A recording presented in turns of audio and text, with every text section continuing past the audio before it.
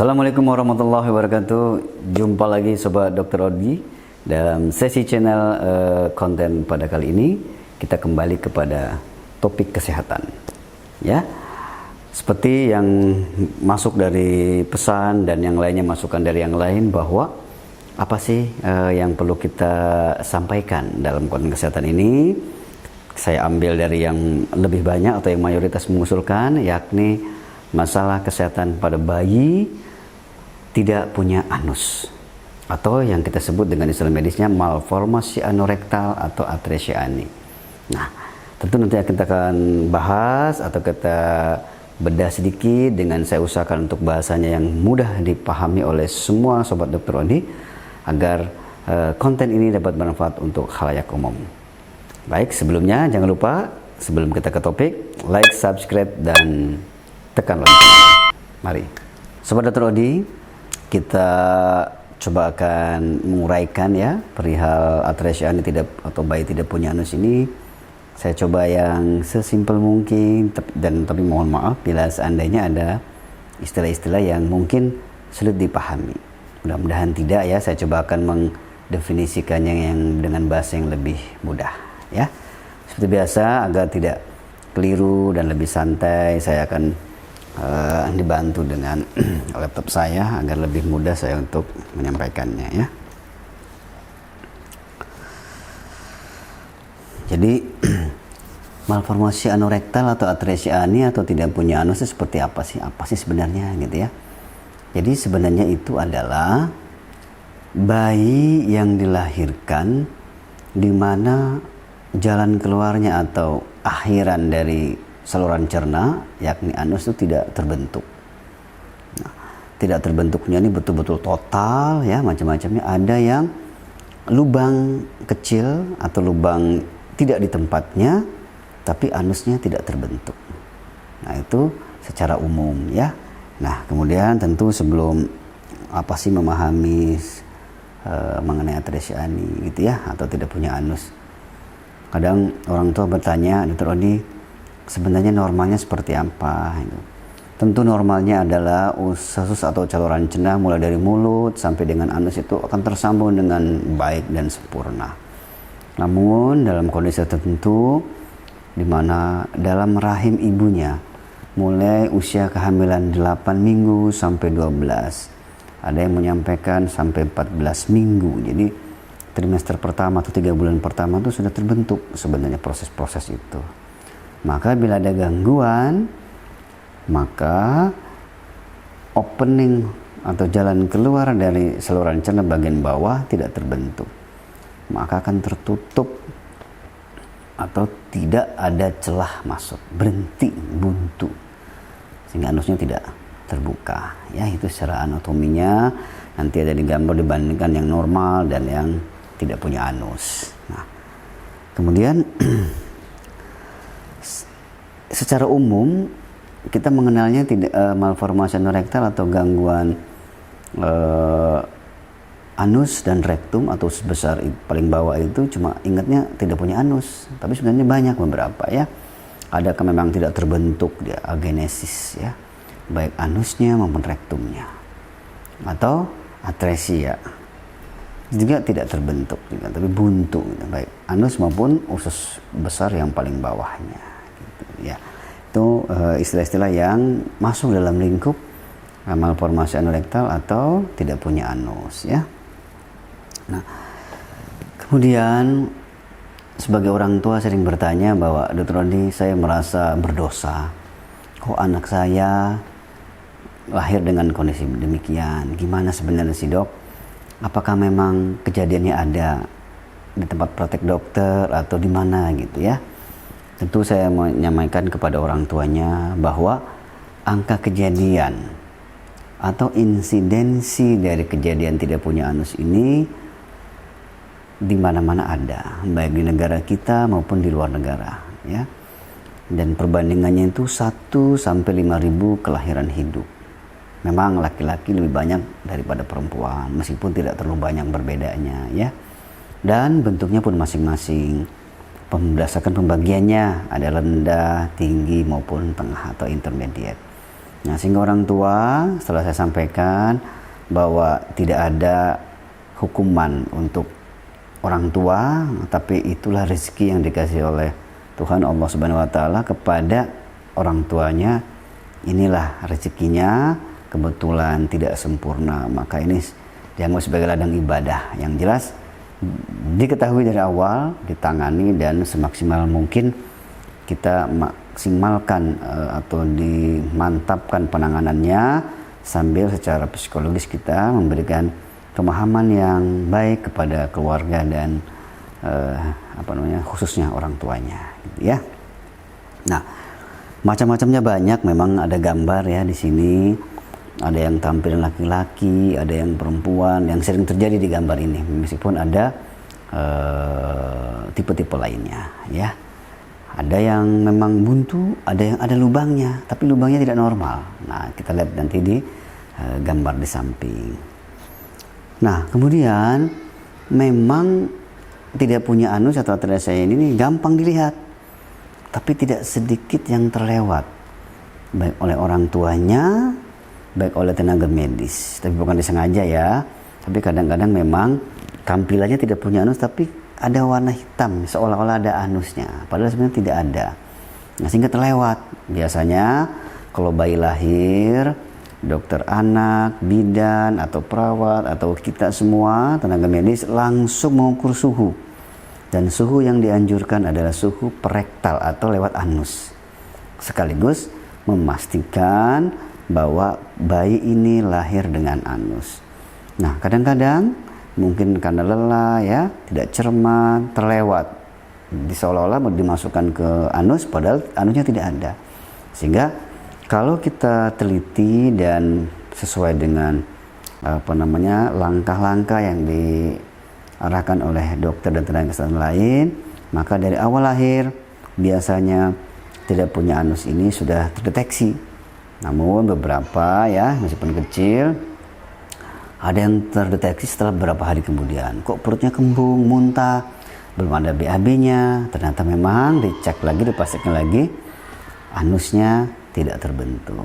Maka kemudian datanglah ke kita, dokter, baik ke dokter anak maupun ke bedah anaknya, dengan keluhan yang tentu saja lebih berat daripada bila diketahuinya sejak dari awal, gitu ya. Nah, kemudian dampaknya apa, dokter, kalau seandainya anak kita atau anak lahir dengan tidak punya anus? Tentu diibaratkan ada saluran dari ujung ke ujung. Bila ujung ke ujungnya lancar, tentu alirannya lancar sampai akhir. Nah, untuk tidak punya anus atau atresia ani, bila ujungnya yang awal ada, ujung akhirnya tidak ada, maka tentu akan terbendung di dalam perutnya. Apa akibatnya? Tentu udaranya, kotorannya, cairannya tidak bisa keluar lewat bawah. Maka perutnya buncit, kembung, dan kemudian arahnya membalik. Yang harusnya dari mulut ke anus, ini dari bawah ke atas, sehingga dia muntah. Dan umumnya muntahnya warna hijau, ya. Nah, dalam kondisi tertentu memang tidak punya anus, namun tubuh membuat saluran, fistula namanya, untuk saluran yang tidak normal untuk mencari jalan keluar. Dan umumnya karena dekat dengan saluran kemih atau saluran kencing, maka nempelnya ke saluran kencing, baik di kandung kemihnya maupun di uretra atau di saluran kemih bagian luar. Kalau untuk perempuan, kadang di sekitar kemaluan perempuannya, ya. Tapi umumnya bagian bawah dari jalan lahir perempuan keluar lubang kecil yang kita sebut dengan fistel vestibuler atau disebut anus vestibuler. Sehingga manifestasinya pun berbeda. Perutnya tidak kembung, ada BAB tapi bukan pada tempatnya. Itulah yang kita sebut dengan fistula atau lubang yang tidak pada tempatnya. Itu ya, itu manifestasi klinisnya. Nah, beberapa klasifikasi atau membaginya. Beberapa ahli membagi banyak ya.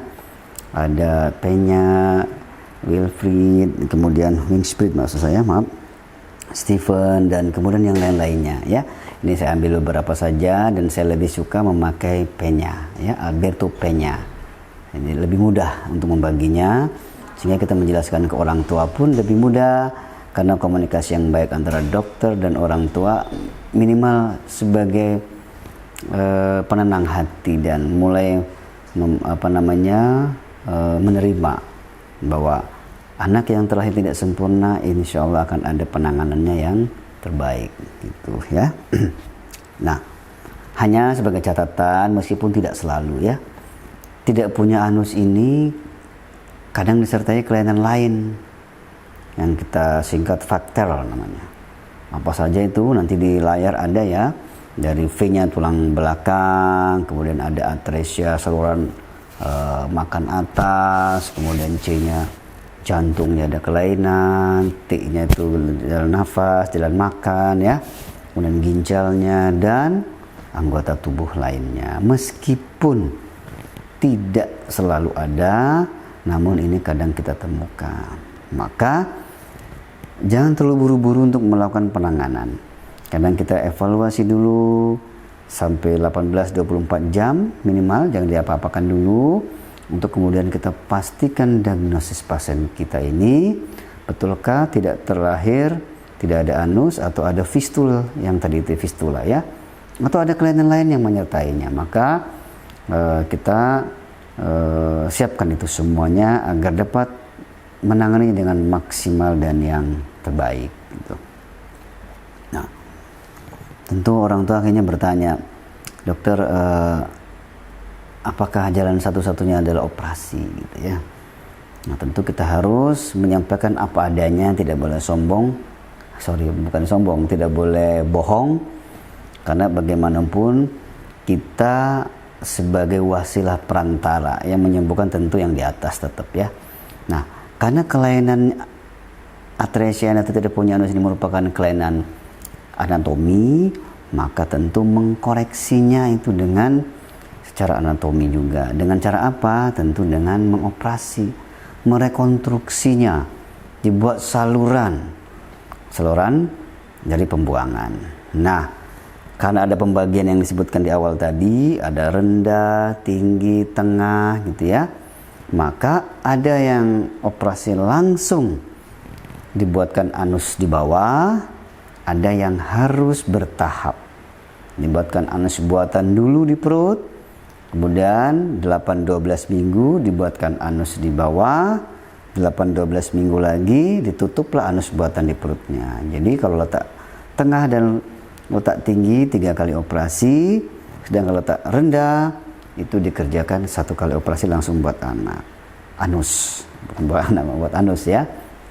Nah, untuk intermediate ada 2 kiblat, ada yang langsung dibuatkan anus, ada yang tetap bertahap, bikin anus dulu, buatan dulu di perut, kemudian 8-12 minggu anus di bawah, 8-12 minggu lagi ditutup anus buatan di perutnya ya. Itu tinggal pilihannya.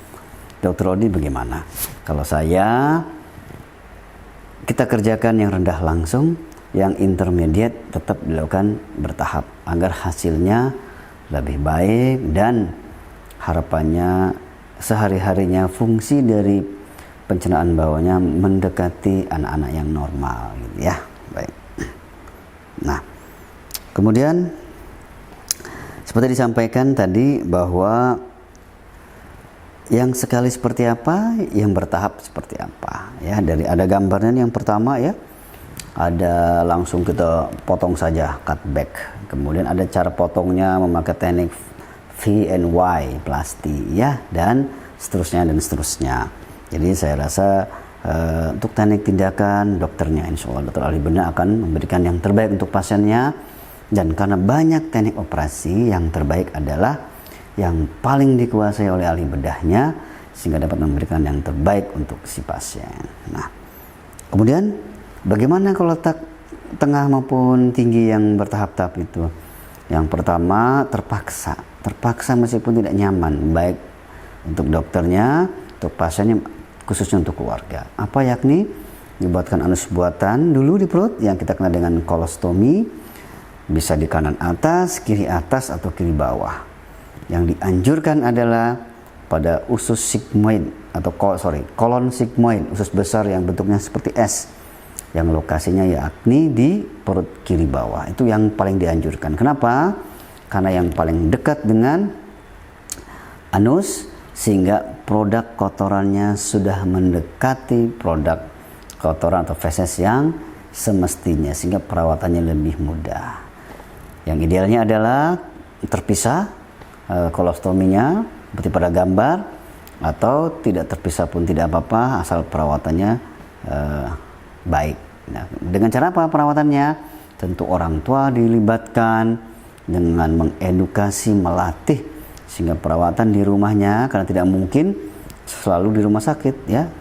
Setelah dibikin anus buatan, kita pulangkan dulu 8-12 minggu, kembali lagi untuk dibikin anus yang bawah, kemudian 8-12 minggu lagi dibuatkan ditutup anus buatannya.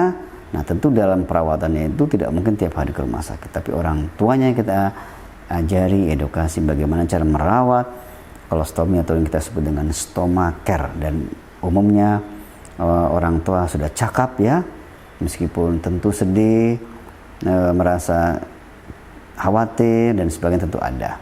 Dan ini ada komunitasnya. Ternyata saya pun tidak sadar, ternyata pasien-pasien saya itu sudah mempunyai komunitasnya. Orang-orang tuanya sudah punya komunitas. Saya pun kaget, ternyata mereka sudah komunitas, ada komunitasnya, dan merawat, saling memberikan support di antara mereka, sehingga merawat pasien-pasien ini saling membantu, saling saling menguatkan satu sama lain, mengoptimiskan satu sama lain. Dan banyak yang sudah selesai, ada yang sudah sekolah dan sebagainya, sehingga pada komunitas-komunitas anggota baru yang anaknya baru lahir dengan kondisi tidak punya anus, yang telah selesai dapat memberikan pengalaman dan motivasinya dalam grup grouping ini gitu ya.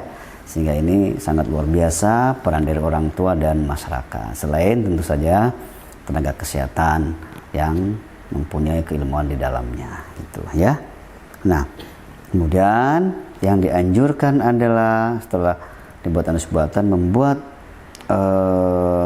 operasi yang paling ideal dan mempunyai angka keberhasilan tinggi, yakni PSARB, posterior sagittal anurektoplasti, dari P-nya, alveolar P-nya. Inilah yang Dr. Odi dan mungkin seluruh dokter bedah anak baik di dalam maupun luar negeri yang melakukan tindakan seperti ini untuk menghasilkan hasil yang terbaik untuk pasien. Dan tentu saja semuanya itu harus dievaluasi dan kita harus cermat agar tidak ada cedera pada otot-otot klep atau musculus sphincter, sehingga maksimal hasilnya. Dan evaluasinya dengan scoring banyak sekali scoringnya, tinggal kita memilihnya, biarkan itu dokternya yang memilah, orang tua menyampaikan keluhannya bila ada, dan kemudian kita sampaikan chartnya atau kartunya, demikian kartunya Bu, kita nilai di rumah seperti apa, kemudian disampaikan kepada dokternya. Jadi pada prinsipnya atresia ani atau tidak punya anus adalah kelainan bawaan bayi lahir tanpa anus, dan ini bukan merupakan dosa hukuman kepada orang tuanya, bukan, tapi merupakan proses pembentukan janin yang kebetulan tidak sempurna. Kalau kita optimis atau berbaik sangka kepada pencipta, bagi Islam mungkin Allah, dan Islam mungkin sesuai dengan ajarannya, bahwa apa yang diberikan oleh Tuhan itu adalah merupakan yang terbaik dan bisa sebagai suatu ladang amal melatih kesabaran. Dan tentu saja kerjasama yang baik antara dokter dan orang tua dan tenaga medis lainnya, ada anak, dokter bius, dokter anak, dan keperawatan akan memberikan kontribusi terbaik ke arah prognosis tumbuh kembang anak, terutama fungsi defekasi atau buang air besar kepada pasien, sehingga dapat beraktivitas seperti biasa dan mengikuti pola tumbuh kembang serta pendidikan seperti anak-anak yang lain. Demikian ya. Semoga gambaran sederhana dari Dr. Odi mengenai atresia ani dapat diterima dan dipahami. Silakan bila ada pertanyaan, ada saran kritik, menuliskan kepada kolom yang ada di channel Dr. Odi. Insya Allah saya akan coba menjawabnya, dan bila tidak bisa saya akan baca lagi. Pokoknya tetap semangat,